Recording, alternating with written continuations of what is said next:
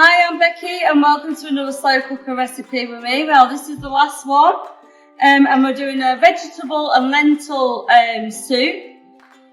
So just so you know, some lentils you have to soak overnight, so just make sure you have a look on your back of your packet to make sure that you need to soak them or not. I would wash them through quite well because there's a lot of starch in there. So I've got some red lentils. Now you can use red lentils or split peas, whichever you prefer. So we're just going to pop those into slow cooker. I'll give them a nice wash through. Make sure most of the starch has come away from there. So this is another recipe that you can leave on a high heat for about 8 hours. The longer you leave it, the better the flavours the lentils will pick up and soak up. So I'm just going to pop that to one side. So we've got some ground ginger. Now you can use fresh ginger in this, which I probably prefer, but we didn't have any, so we've got some ground ginger, some sweet paprika, we've got some grounded cumin, some turmeric, we've got some chopped tomatoes, we've got some mixed veg. Now this has got swede, carrots, peppers, aubergine, courgette in there, some onions as well. We've got some mange too. Now you can use green peas as well, so we're going to put a few mange too in there, so sprinkle this in. Now this recipe can be quite cheap if you get your ingredients from the community shop. So these are like 49p, 38p, 68p and 75p. Now if we've got any sales on, then there'll be half of that. So just something for you to keep in the thought. So I'm going to add my chopped tomatoes in there. Now this soup has got a bit of a curried flavour going on. So we've got a bit of smoked paprika and that's going to go in there. There's 2 teaspoons of that in there. And then we've got some cumin. So there's 2 tablespoons in there as well.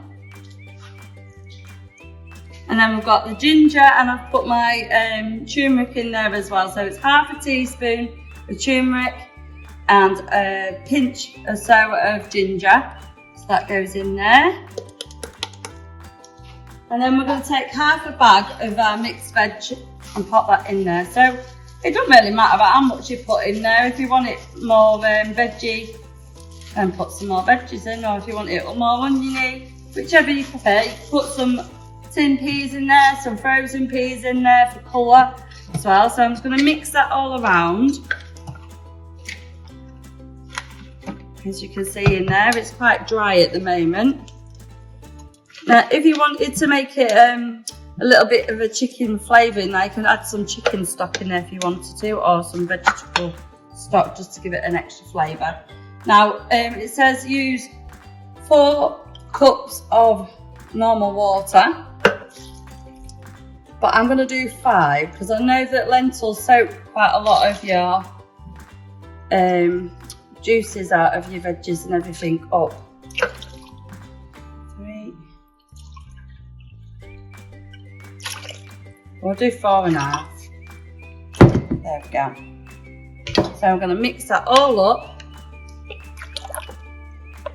And as that slow cooks, all them flavours will come out, and to be fair, it smells beautiful already. So it's as simple as you leave it in there for 7 to 8 hours on a nice high heat. So make sure you put your slow cooker on a high heat. And there you go, you've got a nice vegetable and lentil soup. So there's another little recipe for you to look at. Now don't forget, Mel is putting all these recipes online for you guys, so you can have a flick through, see which ones you fancy. Thank you all for watching all the slow cooker recipes. I do appreciate it, and I hope you've all enjoyed them. Thank you for watching, guys.